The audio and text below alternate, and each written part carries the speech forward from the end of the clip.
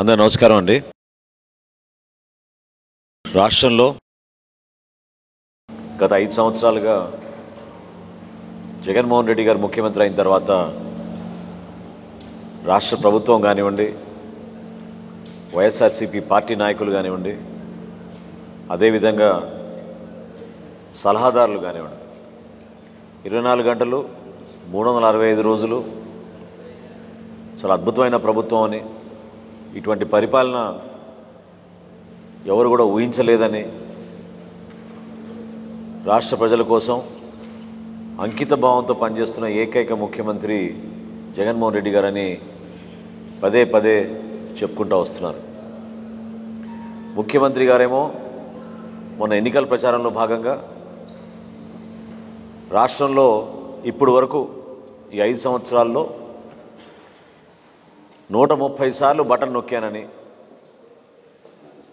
130 సార్లు బటన్ నొక్కినా ఒక్క రూపాయి కూడా అవినీతి జరగలేదని సెల్ఫ్ సర్టిఫికెట్ ఇచ్చుకున్నారు. ఆయన ఎవరు ఆయన అడగలేదు, ఆయనే స్వయంగా బహిరంగ సభలో ఒక సర్టిఫికెట్ ఇచ్చుకున్నారు.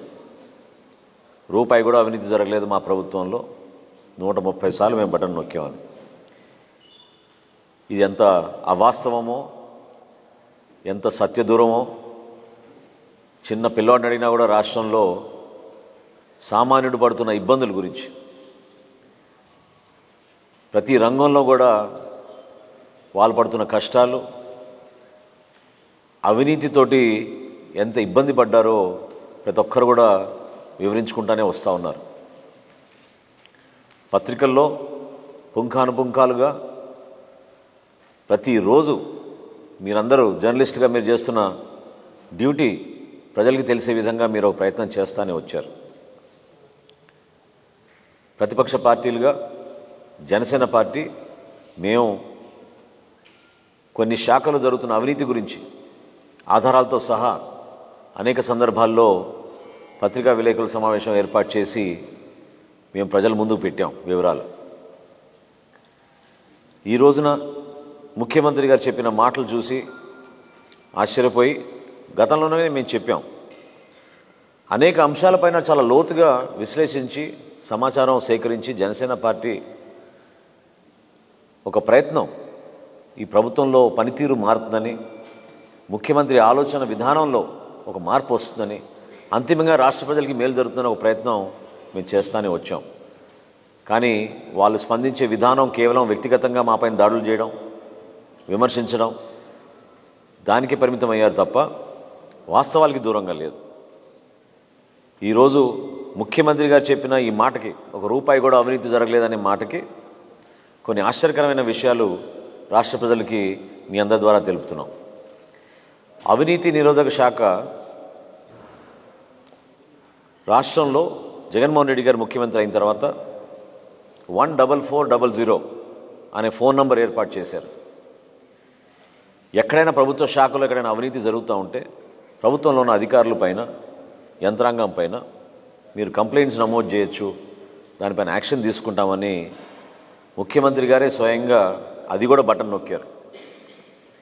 14400లో ఈ 4 సంవత్సరాల్లో వచ్చిన కంప్లైంట్లు 8,03,612 8,03,612 కంప్లైంట్ వచ్చినాయి. ఇంకా ఆశ్చర్యకరమైన విషయం ఏంటంటే, నిజంగానే మనం ఎంతో ఆందోళనతో రాష్ట్ర ప్రజలు ఈ వివరాలు తెలుసుకోవాలి. మంత్రులపైన, వారి పేషీలపైన వచ్చిన కంప్లైంట్లు 2,16,803.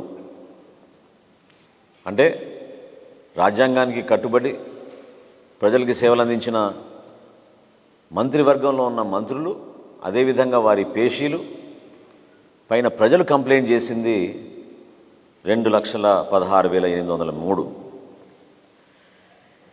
ఇంకా వైఎస్ఆర్సీపీ నాయకులు, పార్టీ శాసనసభ్యులు, శాసన మండలి సభ్యులు, అనేక మంది పెద్దలపైన ఇదే నంబర్కి వచ్చిన కంప్లైంట్లు 4,39,679.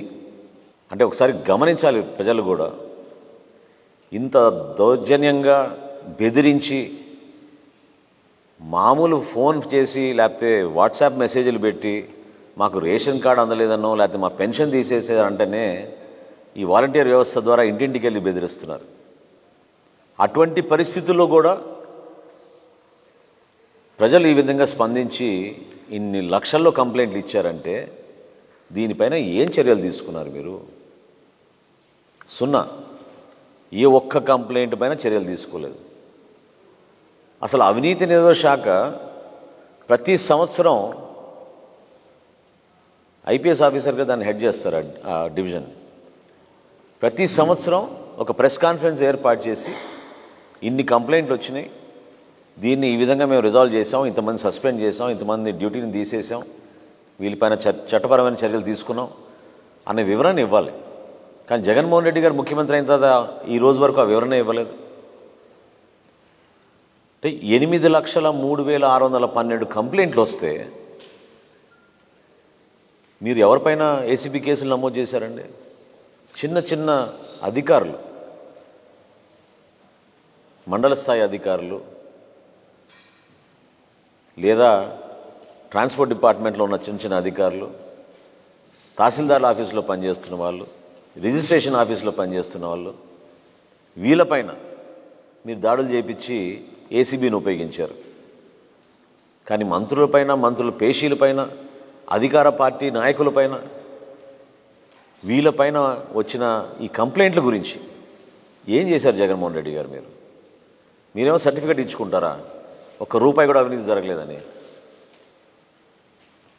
కొన్ని సంఘటనలు నా దృష్టికి వచ్చినాయి, నేనే ఆశ్చర్యపోయాను. ఎందుకంటే ముఖ్యమంత్రి గారు రివ్యూ మీటింగ్లో, ఇది రాష్ట్ర ప్రజలు చాలా గమనించాలి, అంటే దీని ద్వారా మనకు అర్థమవుతుంది ఎటువంటి పరిపాలన జరుగుతుందో మన రాష్ట్రంలో. ముఖ్యమంత్రి గారు అధికార రివ్యూ మీటింగ్లో ఏసీబీ డీజీ ఎవరని అడిగారు. ఆయనే మర్చిపోయాడు.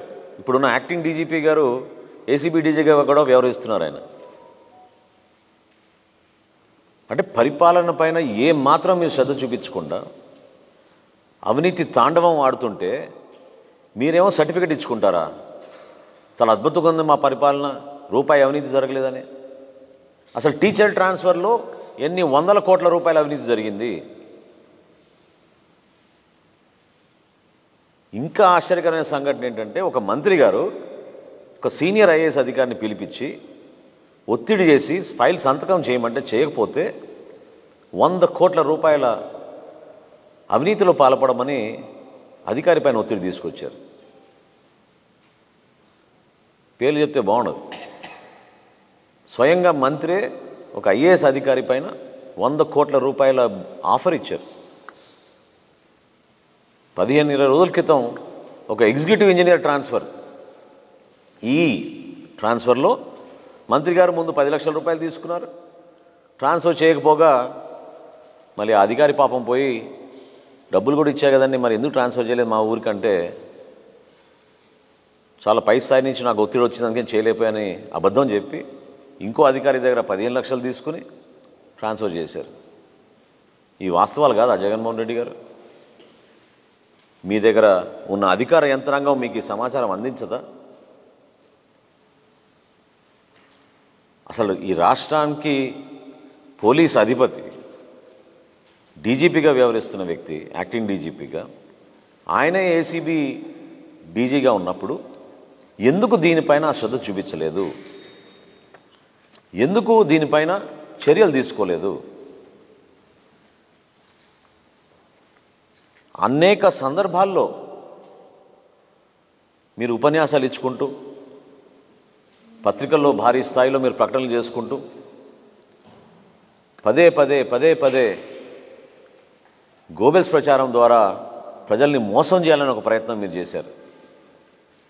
ఇంత అవినీతి జరిగిపోతుంటే ప్రతి శాఖలో ప్రజలు ధైర్యంగా ముందుకొచ్చి 8 లక్షల కంప్లైంట్లు రిజిస్టర్ చేస్తే, మీ మంత్రులు పేషీలపైన 2,16,000 మంది కంప్లైంట్లు చేస్తే,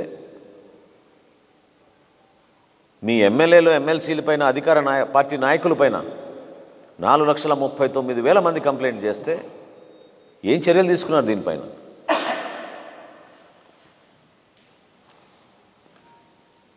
జనసేన పార్టీ నుంచి మేము డిమాండ్ చేస్తున్నాం, ఇప్పుడైనా అవినీతి నిరోధక శాఖ అధికారులు తక్షణమే ప్రెస్ మీట్ పెట్టి అధికారికంగా మీరు మేము ఇందాక చెప్పిన లెక్కలు మీరు ప్రకటించండి.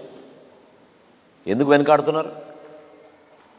ఎందుకు 5 సంవత్సరాల నుంచి మీరు కనీసం ఆ ప్రక్రియ చేయలేదు?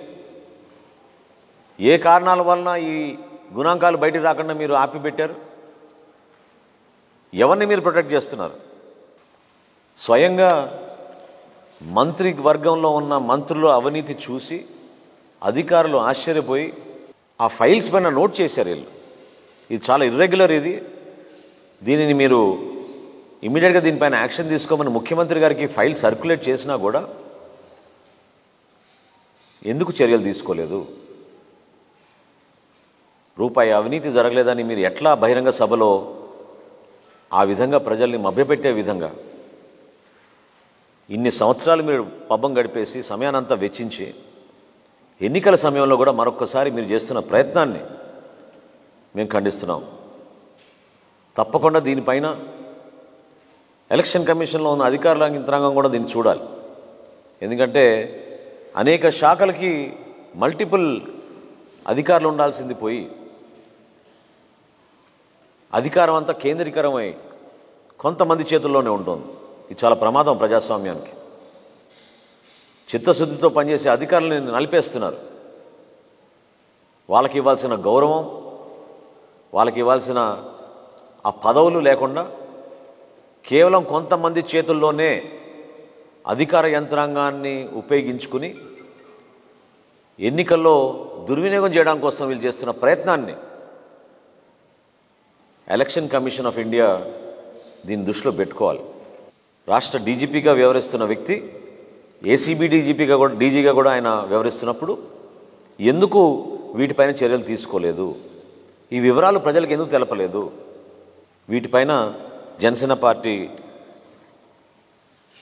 ఈ వివరాలు ప్రజలకు అర్థమయ్యే విధంగా మేము చేసిన ఈ కసరత్ని ఇప్పుడు ఎన్నికల కోడ్ వచ్చింది కాబట్టి ఎలక్షన్ కమిషన్ ఆఫ్ ఇండియా తప్పకుండా దీనిపైన స్పందిస్తుందని మేము నమ్ముతున్నాం, ఆశిస్తున్నాం. అదేవిధంగా మా పార్టీ అధ్యక్షులు పవన్ కళ్యాణ్ గారు 30 తారీఖు నుంచి 10 నియోజకవర్గాల్లో ఎన్నికల ప్రచారం ఖరారైంది.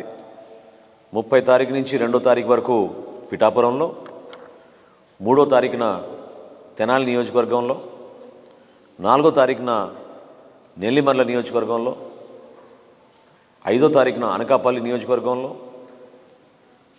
6వ తారీఖున ఎలమంచిలి నియోజకవర్గంలో, 7వ తారీఖున పెందుర్తి నియోజకవర్గంలో, 8వ తారీఖున కాకినాడ గ్రామీణ నియోజకవర్గంలో, 9వ తారీఖున మరొకసారి పిఠాపురంలో, 10వ తారీఖున రాజోల్ నియోజకవర్గంలో, 11వ తారీఖున పి గన్నవరం నియోజకవర్గంలో, 12వ తారీఖున రాజానగరం నియోజకవర్గాల్లో మొదటి విడత ఎన్నికల ప్రచారం మా పార్టీ అధ్యక్షులు పవన్ కళ్యాణ్ గారి టూర్ ప్రోగ్రాం ఖరారైంది.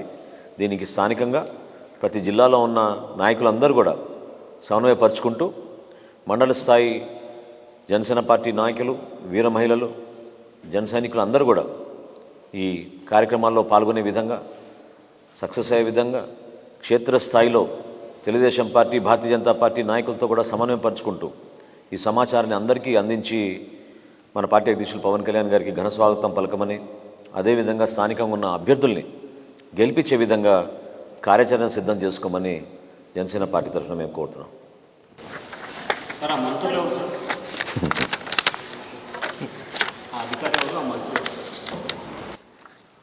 మీరు నోట్ ఫైల్ చూస్తే దాంట్లో ఉంటుంది చాలా క్లియర్గా. అది ఏ శాఖనో మీ అందరికీ తెలుసు. ఆ శాఖ మార్చులు ఎందుకు ఆ విధంగా వ్యవహరించారో, ఎందుకు ఐఏఎస్ అధికారి పైన ఆ ఒత్తిడి తీసుకొచ్చారో, అంత పెద్ద మొత్తం ఎందుకు ఆఫర్ చేశారో చెప్పాలి.